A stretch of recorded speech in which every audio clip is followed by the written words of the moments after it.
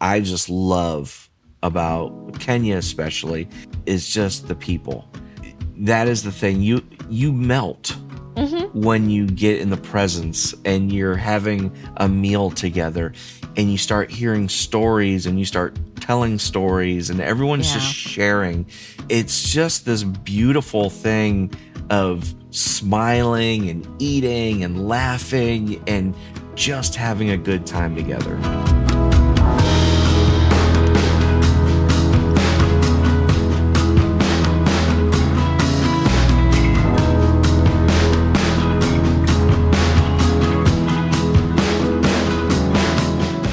Well, hello again, and welcome to the Trim the Wick podcast. I'm Dan. And I'm Becky.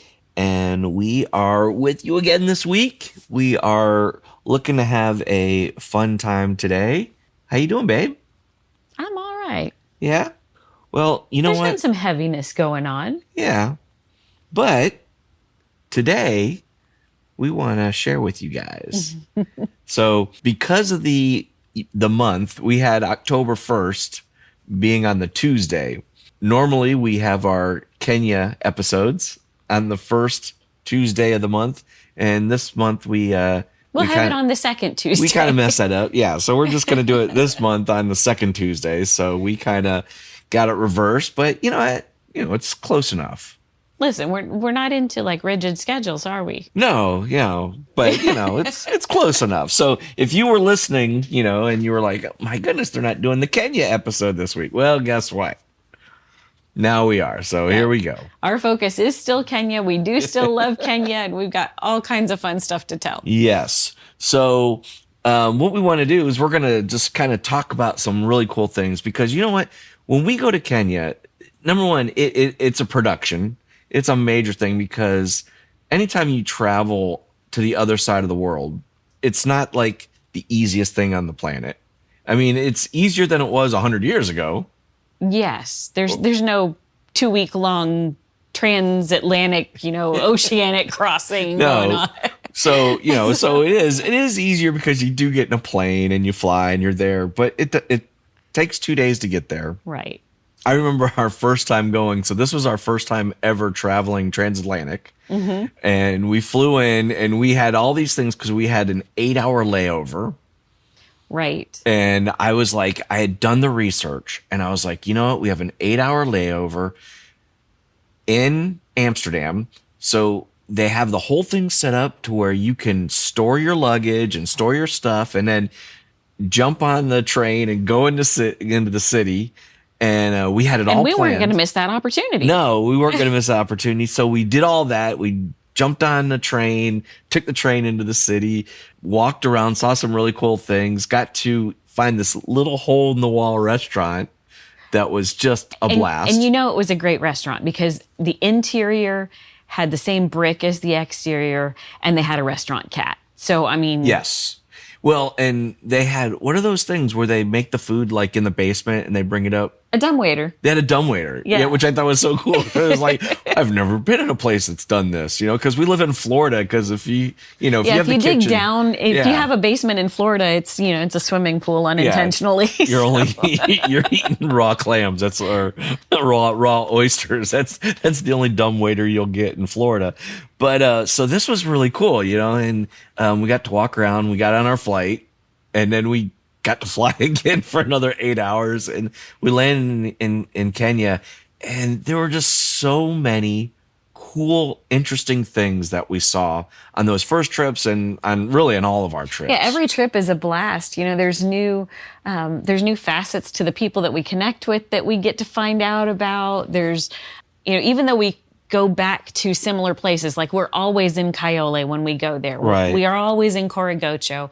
We're always out in Eldoret. Most times we've made it up onto Mount Elgon. So we're in the same areas, but it's never exactly the same. We find new facets to the cities. We find, new places to eat, new places to really never go to again to eat. Some places it's better not to go back to. Yeah, it's always kind of new, even though we're in similar places and with some of the same core people. Right. So in our first trip there, we were going into the Korogocho slum for the very first time. And we turned the corner and there was something that I just did not expect. It's like, okay, we're going to Africa. You think lions and, tigers and elephants and stuff like that. But we turn the corner and there's this guy riding a camel right in front of us. Well, and what was wild about the whole situation is when you think maybe not when you think camels, but when I think camels, being the Florida girl that I am, the only camels I've ever seen are either in the zoo or in a movie. Right. And in the movies, camels are in the desert, right? Camels are out in the desert in these long, picturesque, wide shots on the film, and they're camel training across with the nomadic tribes and whatever. That was not this camel. No. It was not part of a camel train. There was not a group of camel. It was a camel. Yes. With a rider in a downtown city street in Nairobi. Yeah. With vehicle traffic around it and people walking and market sellers on the side of the road. It was just not what I expected. Yeah. You just you get your mind kind of set up. Okay, this is kind of what it's going to look like. This is what it's going to be. And we turn that corner and there it was. And this is just kind of blows your mind. And it makes me think about every time we go on a trip and we go overseas, we go to Kenya, you see just different things than you think you're going to see. You see different things than you got your mind set up. Okay, it's going to be like this. Like one of the things that blew me away was I was expecting it to be super hot. Yes, because again, what had we been exposed to of Africa? Right. What's on the movies, and it's always 1,000 degrees and in the desert, right? Yep. So again, these are some of those things that you get in your mind set because of television, of movies, and you don't realize that Africa is pretty big. Africa is really, really big, and the only we were parts going that to we one get, small little country. right? The only parts that we see on TV and movies and stuff like that are the areas like Morocco, Egypt, or the Sahara Desert. I mean, that's really what you think of when you think of Africa, is what's been portrayed for years and years and years. So I'm expecting it to be like ridiculously hot. Kenya, Nairobi is like right on the equator. So you're thinking it's going to be hot. And we got there and it was like freezing cold. Well, and it was for a Floridian, it was freezing cold. It was in the 60s. In the 60s. And then during the day it got up into the 70s and 80s, but it was like in the 60s when we landed and got off the plane. Well, and that first time it was the rainy season too. Yeah. So it was very, very wet and so it never quite warmed up. So we're just kind of going down memory lane a little bit. And we were talking about how fun it would be to maybe share some of the discoveries we've made with you guys. Because, we had done like you were saying, we had done our research on the going and seeing Amsterdam on our way out to Kenya. But we had also done a lot of research on what the climate was that we should be expecting, what the lay of the land was going to be when we got there. And so we had an idea, but even if you have an idea of what the reality is, you still have this overwhelming input of what you've been exposed to through media over your life. And so it's hard to really wrap your mind around it until you're actually there. Yeah. That one of the things that we still talk about, it's one of my favorite parts when we go over there, is when you land and you go out to a degree in Nairobi, but more so out in Western Kenya when you get kind of out of the city a little bit and up into the Mount Elgon region. The green is so green. I don't even know how to describe it. It's this almost like when you'd picture, in the creation story, when the mist hung over the earth and everything was just well watered and lush and beautiful and verdant. That's what it is out there. Yeah. Well, and it's gorgeous. and when you land in Nairobi, it is a little more that sandy, kind of muted a little bit. There's green, but when you get outside the city, I mean, we have green, and we've been, you go out into the forest here, or you go out even in different parts of the United States and Western United States and stuff, and even seeing the forests and the big, trees and stuff like that. It doesn't compare to the green, lush color, and just, it's amazing just how vibrant the greenery is and the other colors. And you look at it and you go, wow, it makes sense why Africans love vibrant colors, and they really live lean into among it in their nature. Yeah. Exactly, because that's really what they see. I mean, the clay is super bright. The rock, I mean, there's lots of yellows. The flowers are super bright. It's really neat because it's not what you had expected at all. It's not what I expected, because we were expecting, Africa, sand, adobe type, Right, but it's not. And it's it's just not this at gorgeous, all. rich, beautiful, and it is one of the things that we have talked to the people that we work with, and they go, yeah, it's one of the reasons that we have to protect ourselves so very carefully, because Yes. there is a wealth in our natural resources here, and you see it in everything that grows. It's just beautiful. Yeah. And it's because the soil is so rich, and it's why we've dealt with colonizers over the years, because there is a desire for exploitation of all that wealth, but we just get to go and enjoy it when we're there, and walk among it, and we are not nearly as suited to walking through it as the people that grew up there are. We found that out this last trip.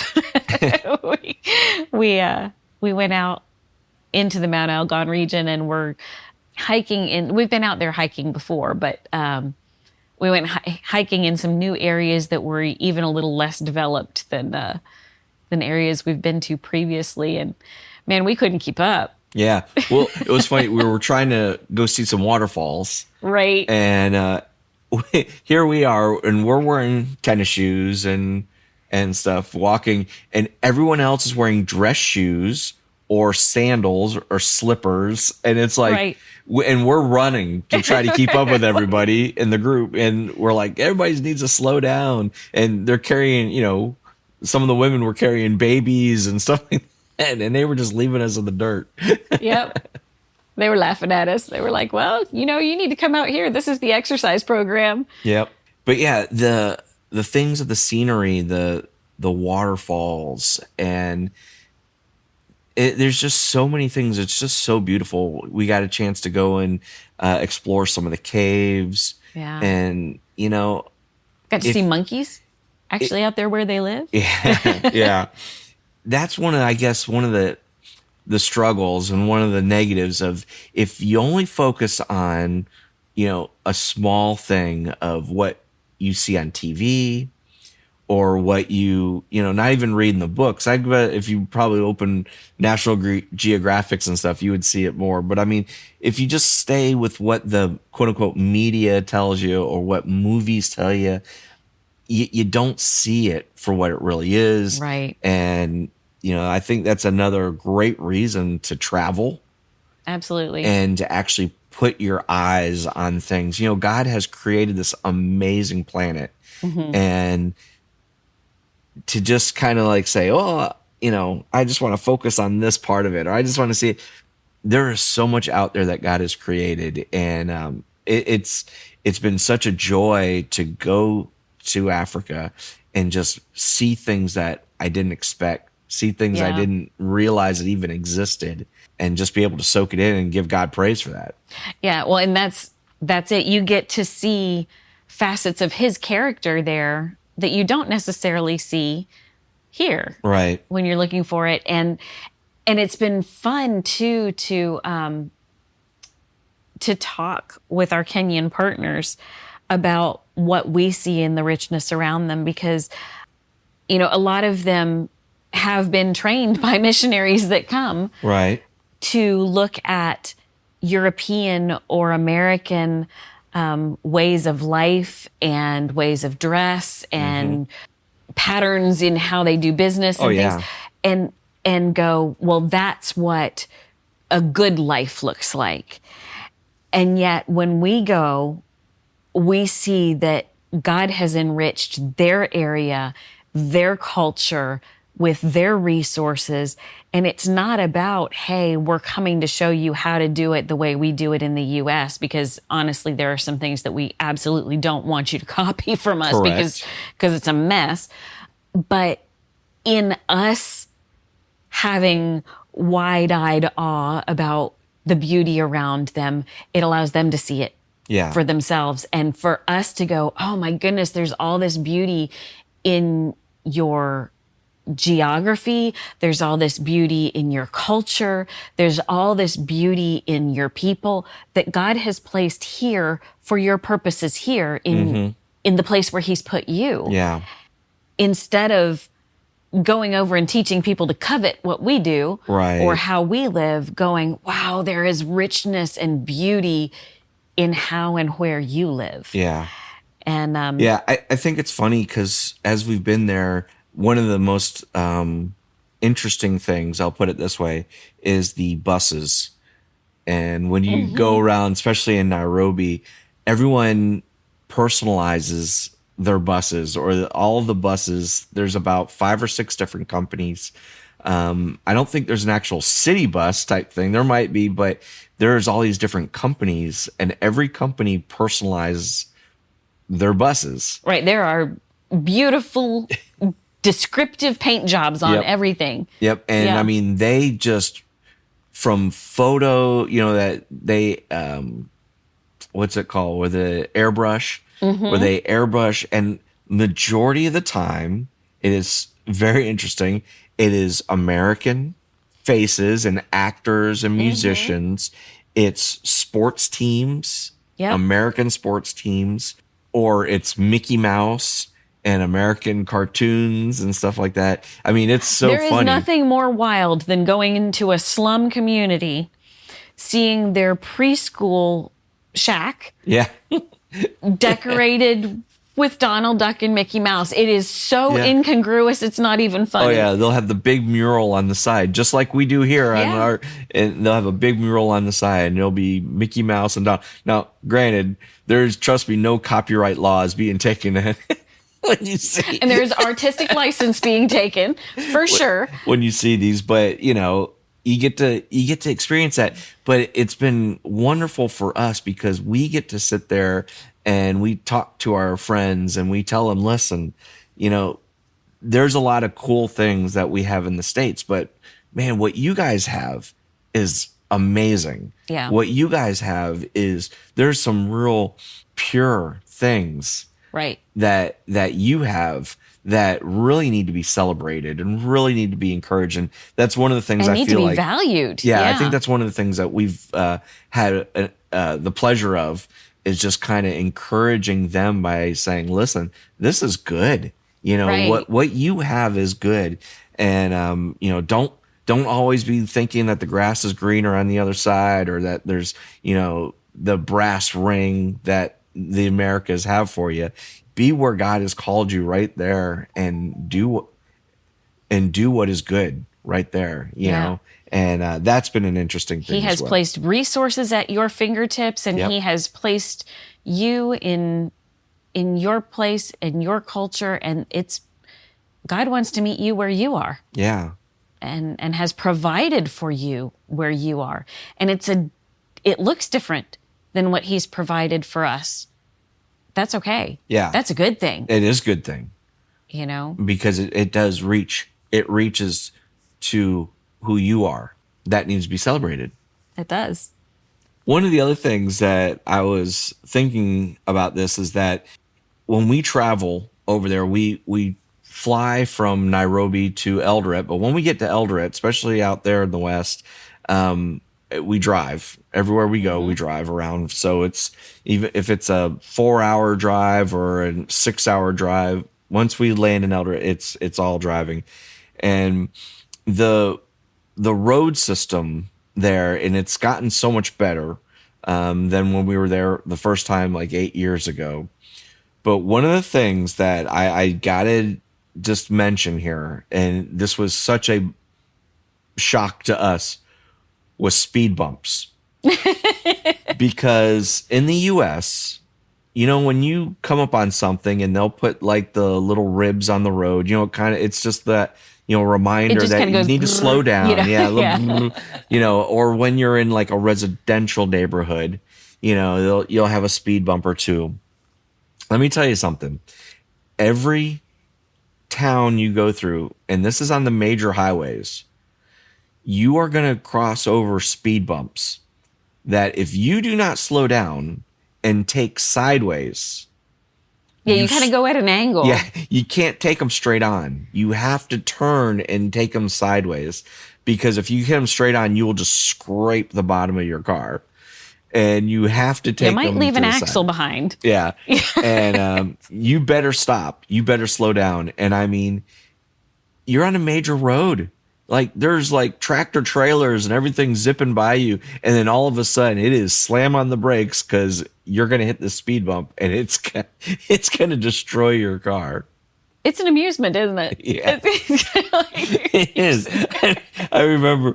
So I've had the joy of driving a couple times over there. And let me tell you, oh my gosh, if you're not ready for it, it will, there's no dozing at the wheel while you're driving over there. No, you got to pay attention the whole time. Another thing that I think of is just how the people are. We've had fun seeing things, and there's all this new stuff and all the different things. But one of the things that I just love about Kenya especially is just the people.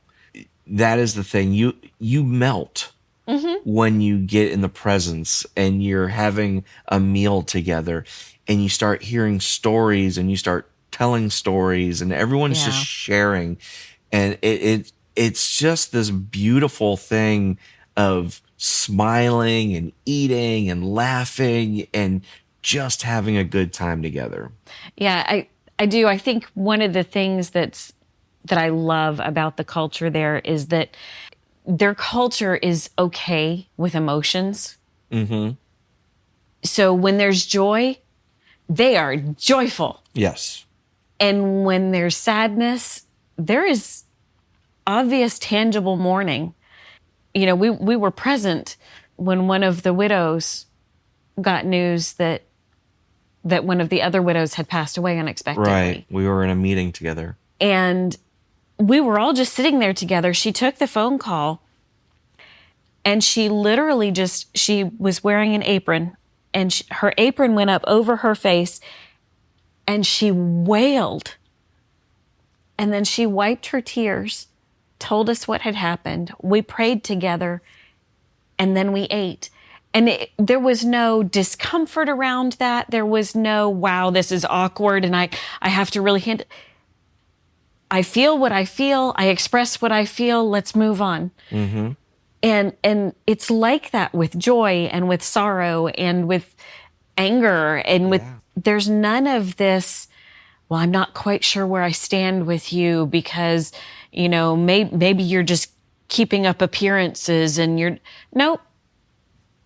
Yeah. I know right where I stand with you because we're smiling and we're laughing or we're frustrated and we're going to have an argument but it's so healthy. Yes. It's so healthy because things never fester under the surface. It's we take this day by day and we trust one another. Yeah. With the reality of what we're feeling and thinking and doing. And there's a freedom there in the relationships because you can do that. I love the fact that you can sit and ask questions. And I know that there is some cultural things that when they're dealing internally, right, that, causes some issues long-term and things like that. But I noticed when we're there, we can be very upfront in asking questions and we can, be very honest. Yeah. And, they're honest back with us. And I love when we get those opportunities when we go to different churches up in different communities where we get to have the meal together. And there's just that, those quiet moments where you're just kind of together and you're just laughing and you're just talking and just going through where it's not one of those moments where it's like we have to be serious. It's Right. one of those moments where we can actually be friends and family and get to know one and another get to know better. each other. I And think one of my favorite ones of those moments was it would have been our second trip when we took our son with us. We took Reese. yeah, Reese is a big, he lives the country life. Yep. He's cowboy hat and boots is his gig, and he plays guitar, and he brought his guitar with him on that trip and played and sang in some of the churches that we were in, and the people just kind of fell in love with the fact that we had brought a real American cowboy out to visit right. them, and all. But the one day we got talking with, we were in Nairobi, and we got talking with Pastor Steve and Mary, his wife, and a couple of the other pastors that were there. And we got talking about how one of our favorite family things to do when we're just being silly together is we pose for family pictures, but we pose as though we're doing an album cover. You stare off into the middle distance, and serious 1980s, 1990s album covers. Yeah. Where nobody makes eye contact with the camera. You're looking off into the middle distance, never all in the same direction. No, of course you're not. all off in the different directions, and the very staged pose and everything. And so we're demonstrating this. And we ended up at the mall that afternoon trying to do one of these silly family photos with Pastor Steve and some of the other pastors. And they just couldn't stop giggling about it. Oh, yeah. So there is no serious looking off into the mid-distance. It's looking off into the mid-distance and kind of grinning and giggling. And, yeah. So. But it was fun just getting to go, we minister together and we tackle the very serious spiritual side of things together, but it's also family, and we get to play together, and we get to be silly, and we get to have fun, and it's good. Yes. It's just good. Well, hopefully you guys have enjoyed this little trek with us back down some memory lane as we've talked about this. And one of the reasons why we love sharing about Kenya, number one, it is our passion, and we love supporting them. And we encourage, if you want to be a part of that, you can go to our website and you can also participate in the feeding programs that we do and all those things that we support with our partners there. But the other thing is we wanted to just kind of throw out to you this idea of, missions it's so much fun and it's so much discovery to carry the gospel and to minister to people in a far off land, and it's a journey to come to love the place and the people and to see with eyes that God has for what he created there. Exactly. And it's been just such an exciting time, and we continue to work with our friends and our partners in Kenya, and we will continue to be working with them. Hopefully we'll see them again real soon. Yes. Well, thank you guys so much for hanging out with us this week. We'll love to see you again next week. Yeah. All right. Okay. Well, love you. Bye-bye.